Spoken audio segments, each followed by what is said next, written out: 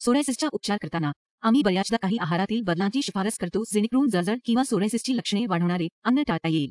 तथापि रुग्णांना बऱ्याचदा चिंता वाटते की हे परिमिती त्यांच्या आहारातील कमतरता किंवा आहार फिका आणि नीरस होईल. सर्वांना नमस्कार. मी डॉ. मेघा चतुर्वेदी. हॅलो सर्वांना, मी डॉ. मेघा चतुर्वेदी आहे DR हेल्थमधून. आज मी इथे आहे सोरायसिस रुग्णासाठी एक सामान्य दुविधा सोडवण्यासाठी की आपल्या शरीराच्या पोषणाच्या गरजा पूर्ण करताना आहारातील निर्बंध कसे व्यवस्थापित करावेत. आज मी आपल्याला आपल्या उपचारांशी तडजोड न करता आपल्याला आवश्यक पोषक द्रव्ये मिळतील याची खात्री करण्यासाठी योग्य बदल किंवा सामान्य प्रतिबंधित अन्न प्रदान करीन. म्हणून सर्वप्रथम सोरायसिसला ट्रिगर करू शकणाऱ्या किंवा इन्फ्लेमेशन वाढविणाऱ्या अन्नपदार्थांपासून दूर राहणे आवश्यक आहे. माझ्या अनेक रुग्णांना चवीच्या पसंतीमुळे आहारातील निर्बंधांबाबत समस्या येतात. त्यामुळे चव आपल्या आरोग्याच्या किमतीवर येऊ नये हे समजून घेणं गरजेचे आहे. तर पहिले, सामान्य मीठाऐवजी सेंधा मीठ वापरा कारण सेंधा मीठ कमी प्रक्रिया केलेले असते आणि त्यात पोटॅशियम, मॅग्नेशियम आणि कॅल्शियम सारखी आवश्यक खनिजे असतात जी तुमच्या संपूर्ण आरोग्यासाठी फायदेशीर असतात.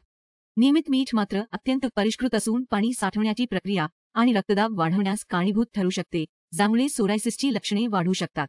सेंधा नमक निवडून आपण सूज कमी करण्यास आणि चांगल्या त्वचा आरोग्याला प्रोत्साहन देण्यास मदत करू शकता. दुसरी गोष्ट म्हणजे दुधासाठी आपण गाईच्या दुधाऐवजी सोया दूध किंवा बदामाचे दूध वापरू शकता कारण गाईच्या दुधात लॅक्टोज आणि केसिन असते ज्यामुळे सोरायसिसची लक्षणे वाढू शकतात आणि सोरायसिसची लक्षणे अधिक तीव्र होऊ शकतात. बरेच लोक नकळत लॅक्टोज असहिष्णू असतात ज्यामुळे पाचन समस्या उद्भवू शकतात आणि सोया मिल्क आणि आल्मंड मिल्क हे उत्कृष्ट पर्याय आहेत कारण ते लॅक्टोज मुक्त आहेत आणि जळजळ न होता कॅल्शियम आणि प्रोटीन यासारख्या आवश्यक पोषक द्रव्ये प्रदान करतात. या दुधाचे पर्याय चांगल्या त्वचा आरोग्य आणि संपूर्ण कल्याणास समर्थन देतात. नंबर 3, कॉटेज चीजसाठी त्याऐवजी टोफू वापरा कारण कॉटेज चीजमध्ये लॅक्टोज आणि केसिन असते ज्यामुळे सोरायसिसशी संबंधित जळजळ होऊ शकते आणि सोरायसिसची लक्षणे बिघडू शकतात. दुसरीकडे टोफू दुग्धशर्करा मुक्त आहे आणि या समस्या उद्भवल्याशिवाय प्रथिने आणि कॅल्शियमचा चांगला स्रोत प्रदान करतो. टोफूची निवड करून आपण संतुलित आहार राखू शकता जो चांगल्या त्वचा आरोग्याला समर्थन देतो आणि सोरायसिसच्या उद्रेकांचा धोका कमी करतो. चौथी गोष्ट म्हणजे मांसाहारी अन्न खाण्याऐवजी उन्हाळ्यात बदाम आणि अक्रोड सारखे भिजवलेले ड्रायफ्रुट्स थोड्या प्रमाणात खाऊ शकता कारण मांसाहारी अन्नामुळे सूज होऊन सोरायसिस उद्रेक होऊ शकतो आणि त्यातील हार्मोन्स किंवा ॲडिटिव्हज सोरायसिसची लक्षणे वाढवू शकतात. सोरायसिसची लक्षणे. दुसरीकडे बदाम आणि अक्रोड सारखे ड्रायफ्रुट्स जळजळ न वाढवता प्रोटीन, ओमेगा 3 फॅटी ॲसिड आणि व्हिटॅमिन B12 आणि D सारखे आवश्यक पोषक घटक प्रदान करणारे उत्कृष्ट पर्याय आहेत. हे शेंगदाणे संपूर्ण आरोग्यास समर्थन देण्यास आणि सोरायसिस फ्लेअरअपचा धोका कमी करण्यास मदत करतात. पाचवे म्हणजे केचप, लोणचे, सॉसेस आणि लिंबू यांसारखे आंबट पदार्थ टाळावेत. हे अन्न त्यांच्या उच्च आम्ली कंपाऊंड आणि जोडलेल्या संरक्षकामुळे जळजळ वाढवू शकते आणि सोरायसिसची लक्षणे वाढवू शकते. या पदार्थांचे सेवन कमी केल्याने आपण आपल्या शरीराची प्रदाही प्रतिक्रिया कमी करू शकता ज्यामुळे त्वचेचे आरोग्य सुधारते आणि फ्लेअरअप कमी होतात. म्हणून आपल्या पचनसंस्थेवर सौम्य असलेल्या अन्नाचे सेवन करण्यावर लक्ष केंद्रित करा आणि आपल्या संपूर्ण कल्याणास समर्थन द्या. 6वा क्रमांक, मसाल्यांसाठी लाल मिरची पावडर आणि तीव्र मसाल्याऐवजी हिरवी मिरची किंवा काळी मिरी वापरा.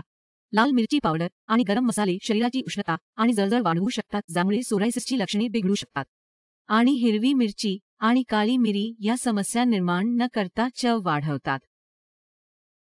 त्यामध्ये अँटीऑक्सिडंट्स आणि अँटी इन्फ्लेमेटरी गुणधर्म असतात जे संपूर्ण आरोग्यास समर्थन देतात आणि सोरायसिस व्यवस्थापित करण्यास मदत करतात.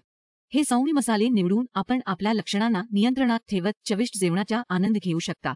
आणि शेवटी आपल्याला सर्व जंक फूड आणि प्रक्रिया केलेले अन्न टाळावे लागेल कारण त्यामध्ये संरक्षक आणि घटक असतात जे सोरायसिसला कारणीभूत ठरू शकतात.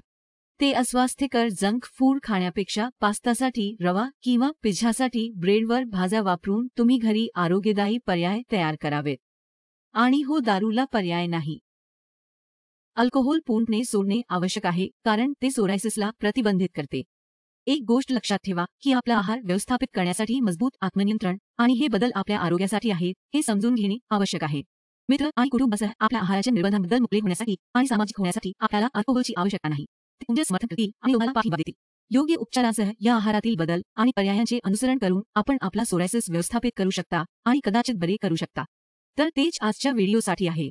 मला आशा आहे की आपल्याला हा व्हिडिओ उपयुक्त वाटला असेल आणि आपल्याला काही प्रश्न असल्यास आपण त्यांना कमेंट बॉक्समध्ये विचारू शकता किंवा व्हिडिओमध्ये नमूद केलेल्या क्रमांकावर कॉल करून आणि योग्य मार्गावर येऊ शकता.